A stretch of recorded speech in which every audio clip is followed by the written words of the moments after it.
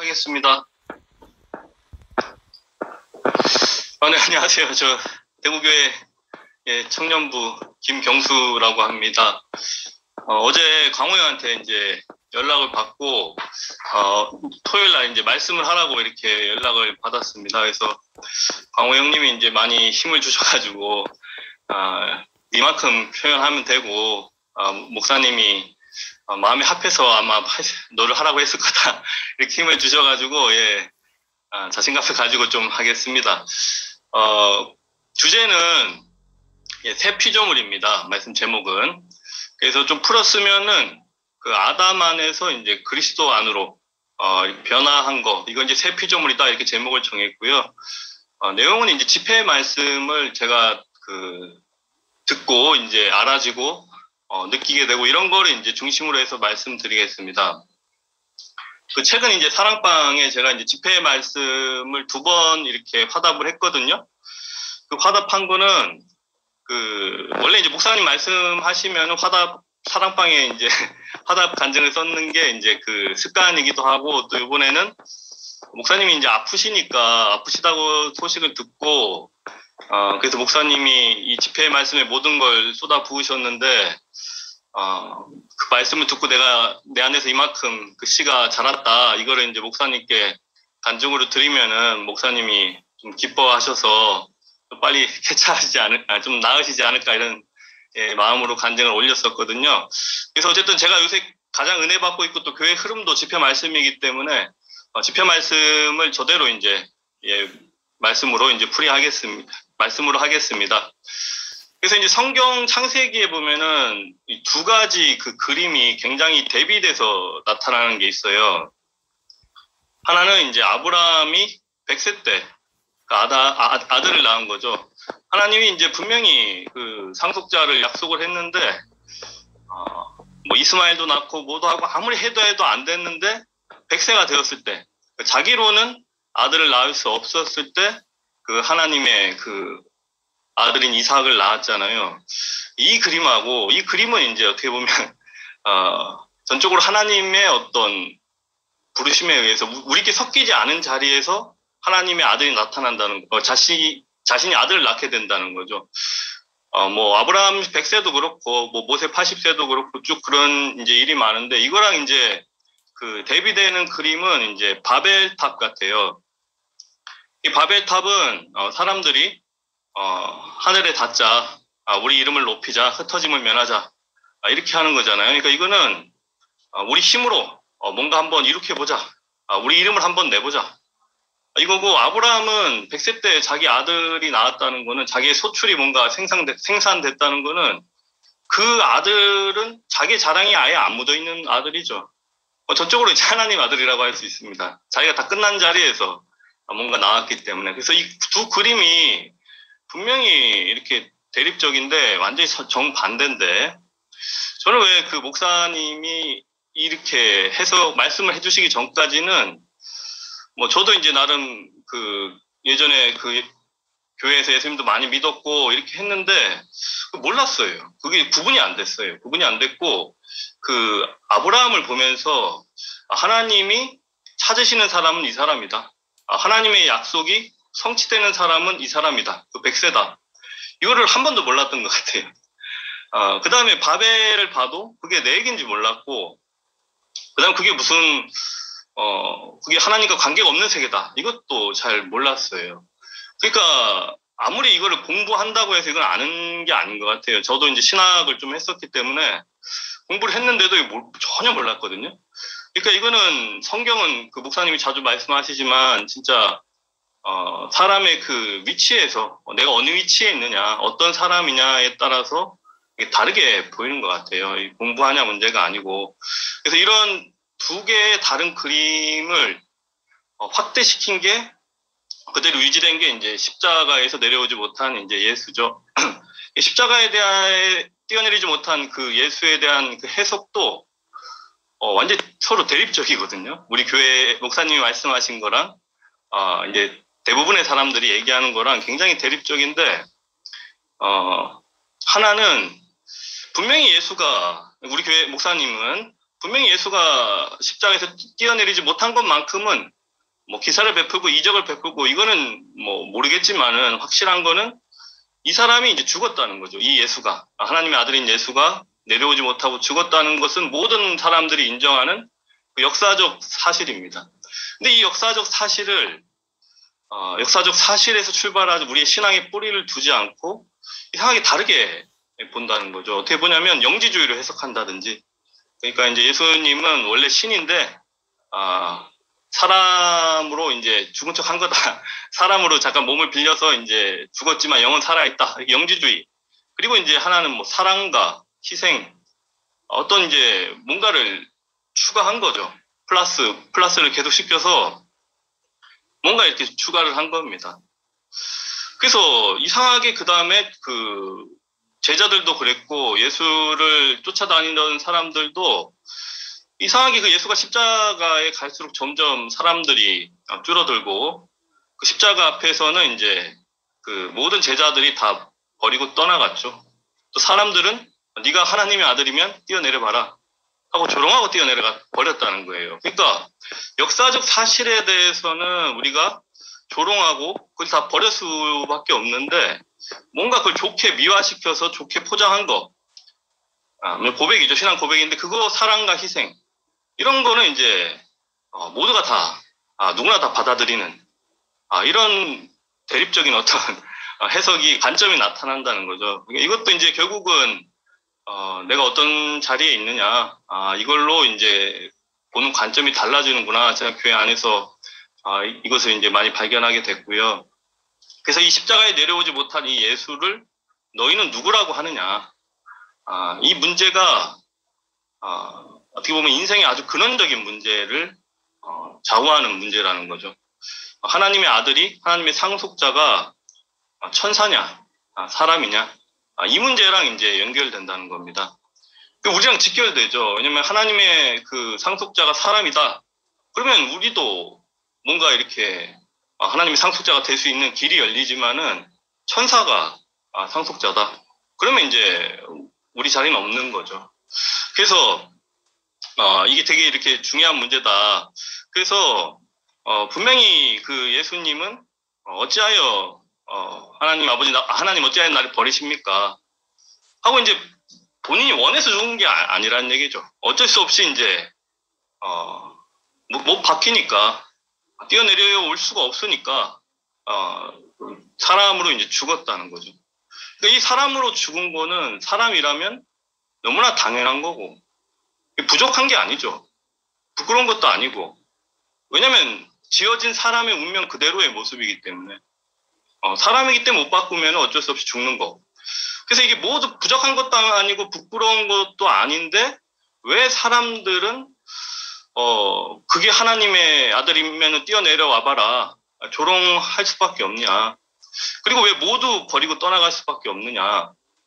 알고 보면은 예수를 조롱했다는 십자가에 내려오지 못한 예수를 조롱한 것은 사람의 운명을 조롱한 거죠. 하나님이 지으신 연약한 숨이 코에 붙은 죽음이 있는 이 연약한 사람의 운명 자체를 조롱한 게 된 겁니다. 그리고 이제 그 예수를 다 떠나간 거는 이 사람의 이 죽을 수밖에 없는 운명은 아무 필요가 없다. 아무 쓸데가 없다.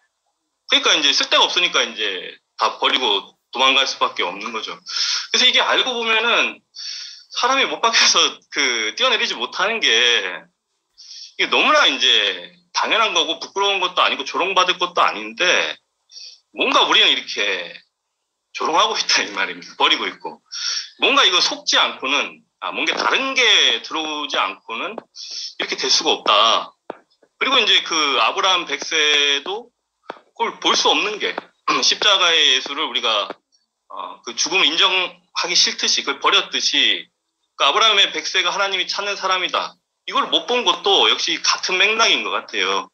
왜냐하면 내가 그 사람이 싫기 때문에 나의 모든 가능성이 끊긴 이 사람이 세상에서 쓸데가 없잖아요. 그러니까 이거는 일단 내가 버리고 싶다 보니까는 나하고 내 개념이 없는 사람이니까 이 사람이 어쨌든 뭐 하나님의 약속을 받았다. 하나님의 상속자다. 이거는 우리 개념에 없다 보니까 그럴 수밖에 없다는 얘기죠. 그러니까 뭔가 이렇게 사람인데도 불구하고 사람인 것을 부끄러워하고 조롱하고 버리는 이게 뭔가 이게 속았다는 거예요. 그래서 이제 하나님의 아들이면 상속자면은 천사 정도는 돼야지 무슨 십자가에 내려오지 못한 그 사람이 무슨 하나님의 아들이냐 이렇게 이제 볼 수밖에 없다는 거죠. 자, 왜 이렇게 이제 우리가 속을 수밖에 없었냐면은 그 천사는 죽지 목사님이 계속 얘기하지만은 말씀하시지만은 천사 앞에 이제 천사를 보니까 내 자신이 너무 형편없는 거죠. 그러니까 천사는 죽지 않잖아요. 근데 사람은 결국 이제 죽는다는 거죠. 예. 그래서 사람은 죽으면은 뭐 내가 뭐 했던 모든 것들이 결국은 다 이제 끝나니까 내가 뭐 대통령이 되든 뭐가 되든 뭐 죽으면 이제 다 끝이니까는 죽지 않는 천사를 부러워하고 그러다 보니까 이제 속아서 이 정해진 사람의 그 위치에서 위치를 싫어하고 뭔가 이렇게 높아지는 길, 위대해지는 길, 그 다음에 이제 뭔가 아무것도 없이 죽는 이 비참한 게 싫으니까 뭔가 이렇게 떠난 거죠. 그러니까 이제 천사한테 계속 송사를 조롱을 당하고 이끌려 다닐 수밖에 없는 것 같아요. 이 죽음이라는 이 연약함 때문에 네가 뭐 그래갖고 되겠냐? 네가 뭘 가지고 있나 도대체? 네가 도대체 내 앞에서 뭐 하찮은 거 아니냐? 아무것도 아니지 않냐? 너는 네 죽지 않냐? 이렇게 하다 보니까는 계속 뭔가 우리는 나를 덮고 가려야 된다는 거죠. 그래서 하나님이 선악과를 먹고 나서 아담에게 내가 어디 있느냐 그 위치를 물었는데 계속 행위로 이제 우리는 대답하는 거죠. 왜냐면 천사를 부러워했기 때문에 뭔가 이렇게 내 있는 자리에서 만족하지 못하고 이 죽음을 덮기 위해서 이 벗은 몸을 덮기 위해서 연약한 나를 덮기 위해서 뭔가로 나를 이렇게 채우고 뭔가 해야 되고 그러다 보니까는 이제 늘 두려워할 수밖에 없고 또 부끄러워할 수밖에 없고 그렇게 이제 되는 것 같더라고요. 그게 이제 제 모습인데 그래서 이상하게 사람은 그렇게 그 천사에게 속았기 때문에 죽음의 그 약점을 잡혀서 이 아무것도 아니지 않냐, 니 모레도 죽지 않냐. 그러니까 이제 너무 별것 아니잖아요, 인생이. 그러니까 이제 계속 뭔가를 부풀릴 수밖에 없는 거죠. 그 부풀리는 게 이제 얼마나 힘들겠어요. 제가 여기 지금 군위에서 이제 살다 보니까는 뱀하고 이제 뭐 이런 게 되게 많아요. 그래서 이제 보면은 뱀이 이제 두꺼비인가 개구리 이렇게 물으면은 안 잡아먹기 위해서 이제 몸을 굉장히 부풀리더라고요. 몸을 부풀리면 이제 삼킬 수가 없으니까. 그것처럼 이제 우리도 뭔가 원래 벗은 몸으로 있으면 뭔가 죽을 것 같아서 뭔가 별거 아닌 것 같아서 계속 이제 부풀릴 수밖에 없다는 거죠. 근데 이렇게 가는 이 길이 알고 보면은 아까 그림이 두 개로 대립됐듯이 이것도 두 개로 대립되는 거죠. 하나는 하나님이 지은 사람이냐, 사람이 진짜 사람이냐, 아니면 내가 만들어서 뭔가 부풀린 게 진짜 사람이냐.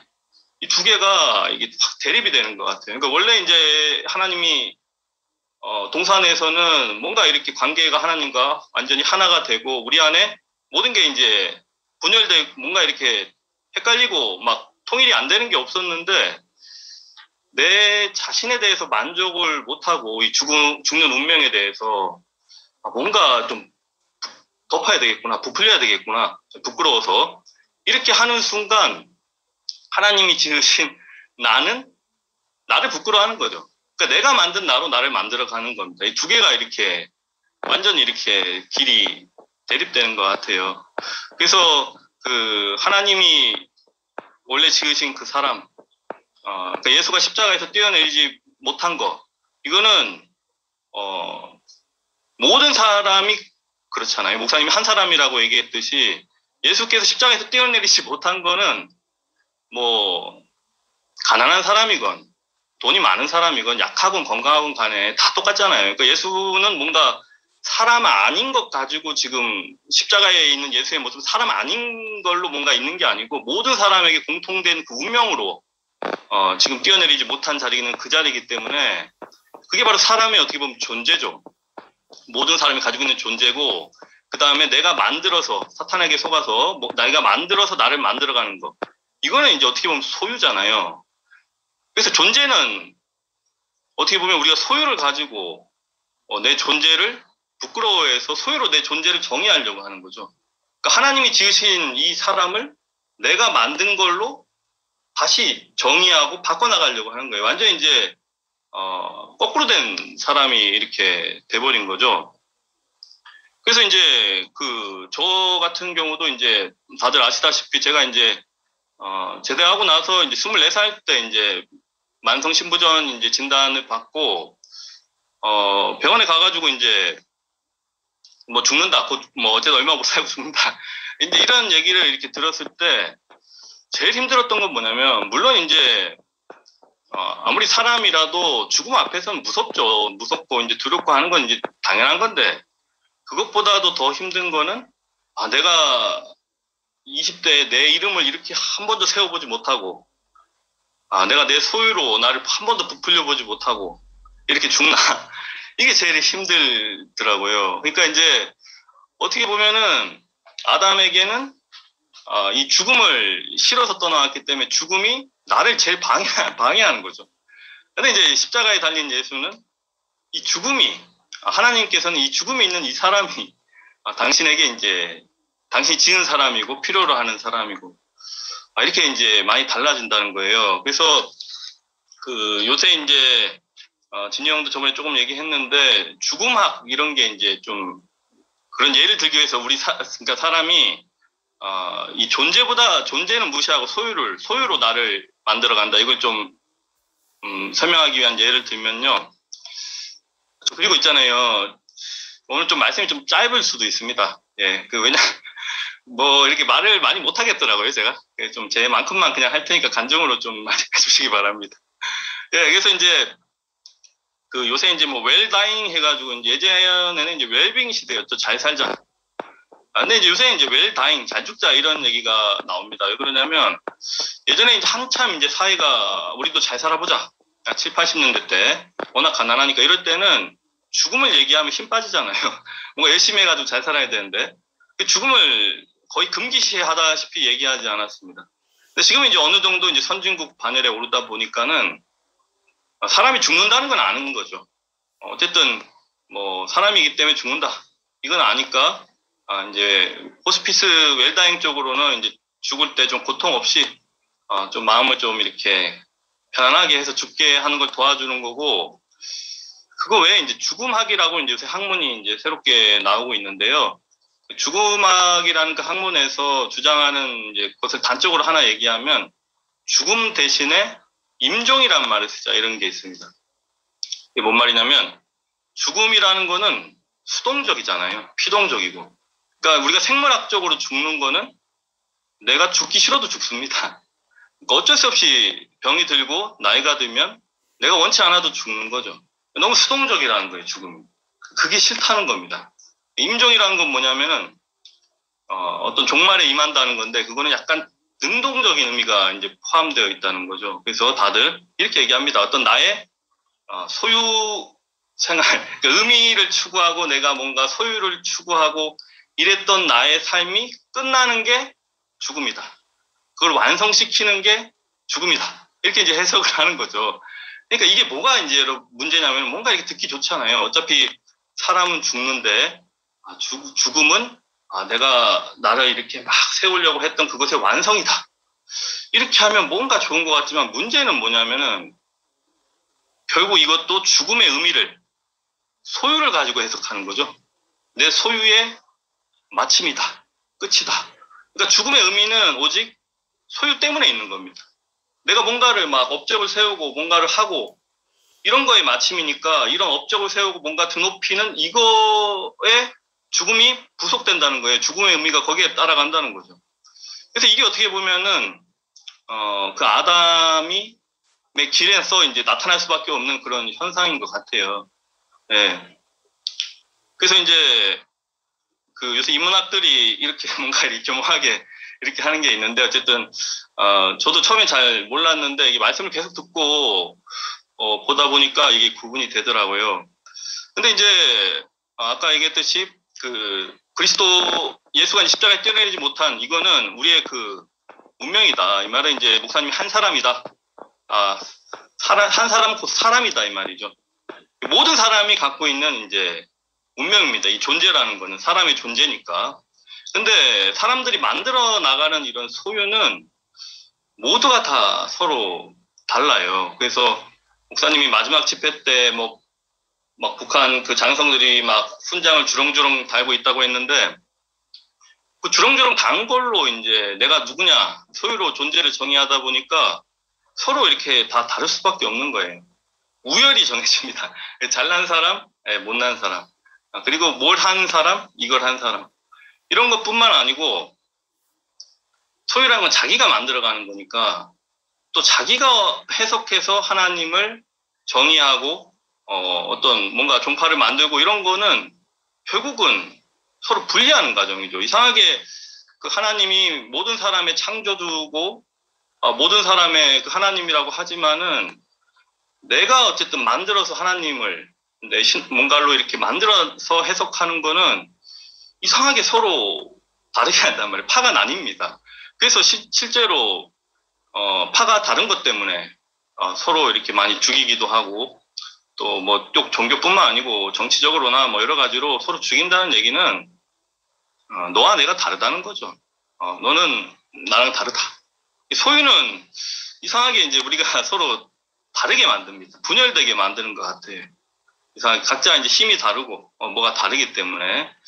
근데 이제 동물의 세계를 보면은 하나님이 만물을 창조하신 그 동물의 세계를 보면 개는 모든 전 세계에 있는 개가 다 개잖아요. 똑같잖아요. 물론 이제 어떤 환경에 따라서 개들의 어떤 그런 생활 행태나 습관이 달라질 수는 있을 겁니다. 그렇지만 그거는 개의 어떤 다양한 행동 방식을 보여주는 거죠. 삶의 방식을. 서로 만약에 한국에 있는 개는 이렇게 사는데 미국에 있는 개는 뭐 좀 덜 짖는다. 한국의 개는 많이 짖고 아니면 뭐 꼬리를 별로 안 흔든다. 이거는 개가 아닌 게 아니잖아요. 개지만은 서로 조금 이제 다른 거죠. 큰 개도 있고 작은 개도 있고 이런 것처럼. 왜냐면 동물은 이 존재로 즉 생명으로 개로 딱 정해졌기 때문에 생명으로 살기 때문에 다양하지 이게 서로 다르진 않은 것 같아요. 같은 개면은. 근데 인간은 같은 인간인데 이 존재를 잃어버렸기 때문에 소유가 모든 나를 정의하기 때문에 같은 인간이지만 서로 완전히 다 다른 겁니다. 그래서 이제 이거를 조금 목사님이 이제 중화사상 이거 한 번씩 말씀하시길래 중화사상으로 이거 조금 더 설명드리면요. 중화사상이 이제 유교에서 나온 거거든요. 유교가 이제 결국 이것도 사람이 만든 거잖아요. 사람은 이렇게 살아야 된다. 사회는 이렇게 흘러가야 된다 하고 사람이 뭐가 만들어 나간 겁니다. 근데 이건 역시 굉장히 뭐 공자가 성인이라고 하고 좋지만은 이것 때문에 사람을 엄청나게 죽이고 그 다음에 이제 넌 이단이다 아니다 여기서 나왔다는 거예요. 중화사상. 중화사상이 뭐냐면은 가운데 중자에 꽃 피울 화자입니다. 그래서 중앙에서 가운데에서 문명이 꽃 피운다 이런 얘기거든요. 그 문명이란 건 유교 문명입니다. 왜 그렇게 이런 말이 나왔냐면은 중국이라고 하잖아요. 가운데 중자. 옛날에 이제 그 중국에서 그러니까 유교 그 시대에 하늘과 그러니까 우주를 바라보는 입장이 하늘은 둥글고 땅은 네모나다 이렇게 본 겁니다. 꼭 네모난 건 아니지만 각져 있다. 그래서 그 네모난 땅의 정중심이 중국이라고 본 거예요. 그래서 이 정중심인 중국에서 유교 문명이 싹 텄기 때문에 그 중심 밖에 있는 사람들 다 오랑캐라고 했죠. 오랑캐라는 말은 인간이 아니다 말입니다. 금수란 얘기입니다. 네. 그러니까 이제 유교 문명을 받아들여서 그걸로 문명을 발달시킨 이 중앙에 있는 이 중국만이 진짜 사람을 사람답게 하는 어떤 그런 곳이고 그 외의 곳은 전부 다 이제 다 동물이다. 예, 이렇게 본 겁니다. 그래서 이제 중국에서 이거랑 관련해서 예전에 거북이로 점을 많이 봤거든요. 거북이로 왜 점을 많이 봤느냐면은 거북이가 바닥은 네모납니다. 뚜껑은 둥굽니다. 그게 하늘과 땅을 그대로 모방했단 말이에요. 모방했다고 본 거예요. 그래가지고 하늘과 땅을 압축하고 있다, 거북이가. 그래서 그걸 불태워가지고 껍질에 어떤 무늬가 나타나거든요. 그 껍질의 무늬를 하늘이 준 계시다 이렇게 본 겁니다. 그러니까 하늘과 땅을 압축한 거니까 거기서 뭔가 나타나면 바로 우리한테 하는 얘기 아니냐 이렇게 이제 본 건데 이게 이제 나중에 주역으로 발달하는데 어쨌든 이건 여담이고요. 그래서 그 당시 점을 하도 많이 쳐가지고 주로 이제 민물 거북이 가지고 점을 쳤는데 그 시대에 이제 거북이가 거의 멸종하다시피 했습니다. 그래서 문헌들 보면은 이제 거북이 좀 그만 잡아서 점 쳐라 뭐 이런 말이 나왔다시피 그랬는데 그러니까 어쨌든 이 중화 사상 이것 때문에 이제 서로 갈린 거죠. 그래서 한국에서도 나중에 이제 막 우리가 진짜 그 중국의 중화 사상을 본받는 건 바로 주자학이다. 그렇기 때문에 주자학 아닌 거는 전부 다 사문난적, 이단이다. 그렇게 해서 실제로 죽이고 싸우고 많이 했습니다. 예, 이것도 이제 결국 유교 때문이죠. 사람이 만든 것 때문에 사람이 자기가 뭔가를 만들건 이게 최고다. 이게 옳다. 이렇게 할 수밖에 없잖아요. 왜냐하면 십자가에 띄어내지 못한 예수 안에서는 우리가 은혜로 누리기 때문에 뭔가 주장할 게 없고 다툴 게 없는데 이 소유라는 거는 내가 평생의 노력을 거쳐서 만든 어떤 산물이거든요. 내 힘이 다 들어가 있습니다. 이거를 인정 안 해주면은 안 되는 거예요. 화가 나는 거죠. 무시한다고 생각하고. 그 다음에 내가 만들었기 때문에 자랑하게 되고. 그러니까 이제 거기 따라가는 건 너무 힘든 거죠. 예, 그럼 뭐 어쨌든 제가 그 사랑방에 올렸는데 어쨌든 예, 존재와 소유가 이렇게 뒤바뀌다 보니까 결국은 이 소유 때문에 소유가 나라고 생각하다 보니까 바벨이 왔다 이 말이죠.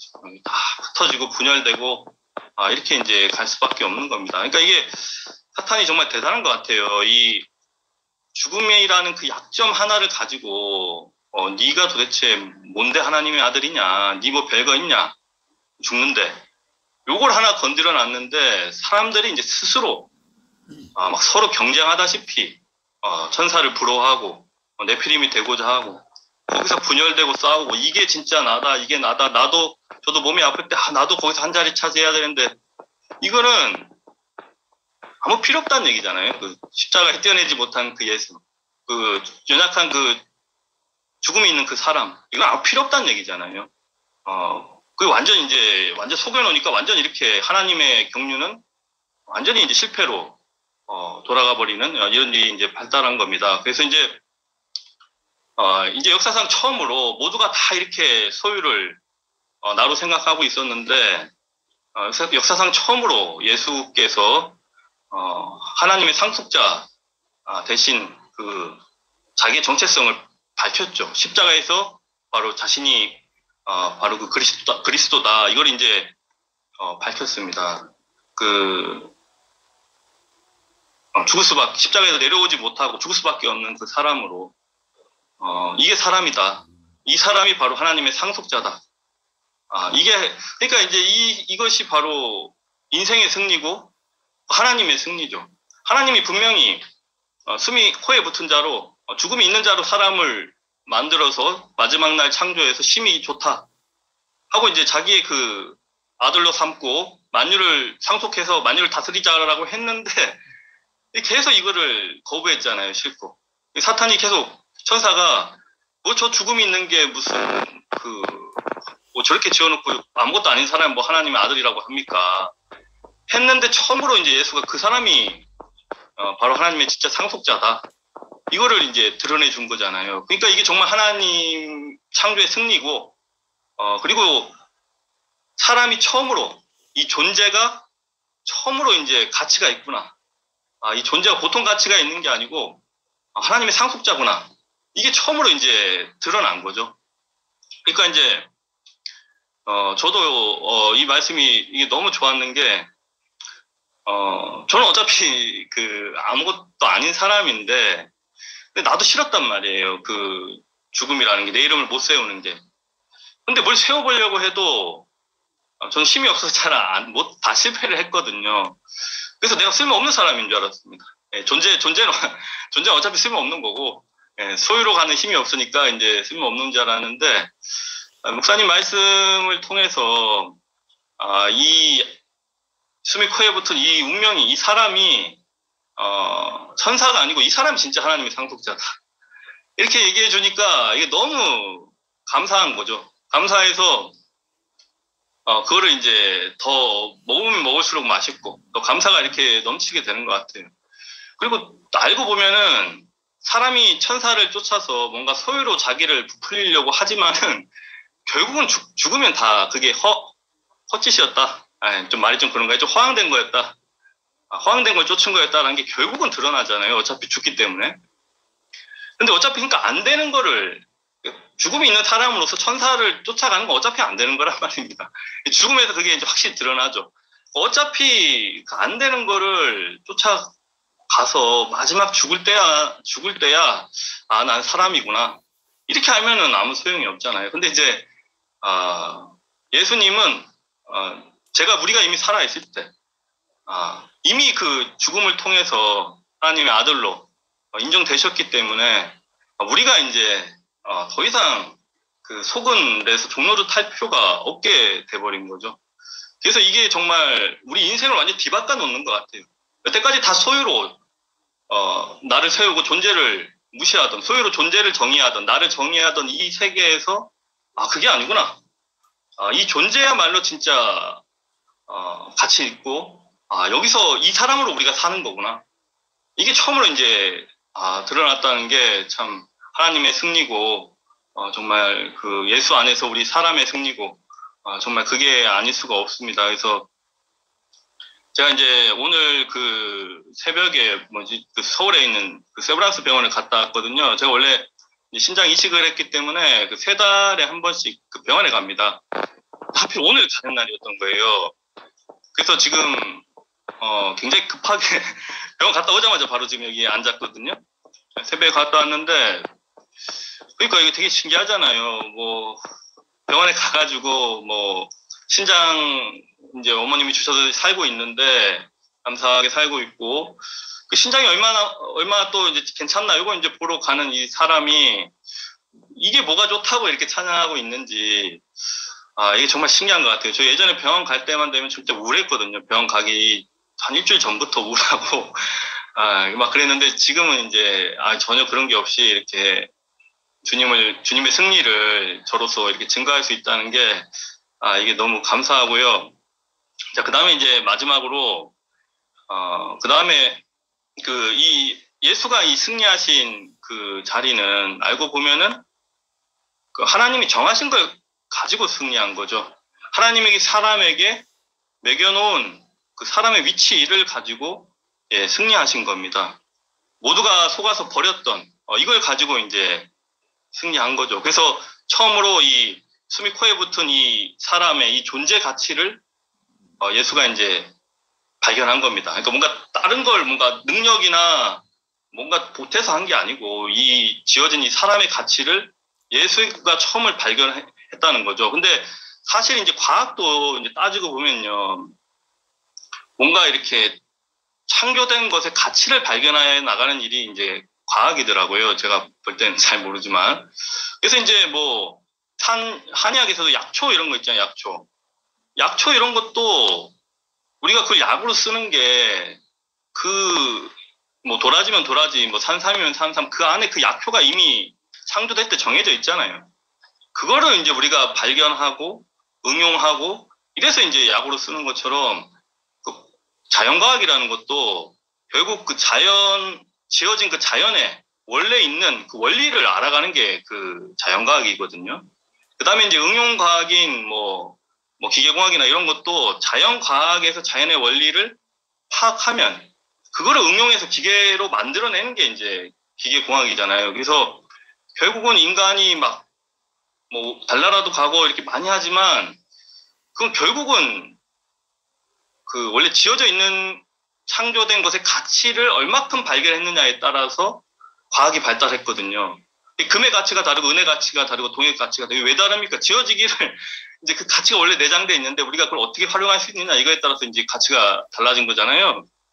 그래서 뭐 요새 뭐 인간 복제 뭐 이런 거 이제 얘기하는데 인간 복제도 사람을 다시 창조하는 건 아니거든요. 이것도 지금 뭐 미국하고 중국에서는 이 복제 기술이 발달해가지고 애완동물도 돈 주면 복제 서비스가 있습니다. 내가 기르던 이제 개나 고양이 이게 이제 죽으면 슬프잖아요. 뭐 수명이 뭐 10년, 15년밖에 안 되니까 사람보다 얼마 못 사니까. 그러니까 이거를 뭔가 털만 하나 뽑아가도 체세포를 하나 뽑아가도 그걸 복제가 되거든요. 똑같이 내가 키우던 개 고양이랑 유전자가 거의 100% 일치하는 고양이를 만들어 줍니다. 2천만 원, 뭐 4천만 원 이렇게 주면 하고 있는데 그것도 원래 이제 뭐 난자나 뭐 이런 거 사람이 원래 갖고 있는 거. 그다음에 생명이 번식하기 위해서는 난자랑 정자가 합쳐져야 되는 이런 그 원리. 이걸 원래 그거를 이제 발견해가지고 이렇게 해서 한 거지 뭔가 새롭게 이렇게 한 건 아닙니다. 그래서 근데 우리 어쨌든 과학은 이렇게 이제 우리가 자연 만물에 있는 모든 가치를 발견해가지고 이렇게 많이 발달이 했었는데 이렇게 발달했는데 사실 알고 보면 사람은 지어진 자기 존재에 대한 어떤 가치는 발견 못하고 살았던 거죠. 저도 숨이 코에 그러니까 죽을 수밖에 없는 이 사람은 아무 가치 없는 줄 알았어요. 이것에서 어떻게 가치를 캐낼 수 있을까? 상상도 하지 못했습니다. 뭔가 이렇게 능력을 보태고 힘을 보태야 우리가 뭔가 가치가 있지 아무것도 아닌 것에 무슨 가치가 있냐. 근데 이제 이거 가면 갈수록 그 목사님이 보여주신 십자가에 달린 그 예수가 상속자다. 이 말씀을 들으면 들을수록 이 가치가 진짜 가치구나. 흙에 묻힌 보화라는데 진짜 이게 보화구나. 그래서 이제 역사상 처음으로 이제 우리가 다 버렸던 이 가치가 막 개발되고 있는 거죠, 무한하게. 그래서 이제 우리가 그 안에서 이렇게 살게 되는 거 아닙니까? 네, 그래서 정말 저도 그 십자가에 뛰어내리지 못한 예수 안에서 나를 가지고 승리하신 그 예수 안에서 우리의 존재를 가지고 승리하신 그 예수 안에서 제 인생이 완전히 새 피조물이 되었습니다. 그리고 예수가 우리를 가지고 우리 자신의 존재 가치를 개발하신 분이기 때문에 원래 정해진 그 가치를 보여주신 분이기 때문에 우리 모두가 다 그 안에 포함될 수 있는 거죠. 왜냐면 이미 이 숨이 코에 붙은 인생, 이 존재가 이미 그렇게 쓰인다. 원래 이 존재는 이렇게 쓰여야 되는 가치가 있다라고 예수가 보여줬기 때문에 그 부분만 보면 되는 거죠. 내가 뭔가 따로 더 이상 뭔가 소유처럼 만들어낼 필요가 없이 이 정해진 인격 안에서 우리가 하나님의 상속자로 우리가 살 수 있는 이 행복과 이 안식과 만족을 누리게 사는 게 너무 감사하고 그래서 저도 평생 저를 이렇게 지금처럼 살게 하신 나되게 하신 그 십자가에 내려오지 못한 그 예수만을 정말 전할 수밖에 없는 사람으로 이렇게 조성해 주신 주님을 찬양합니다.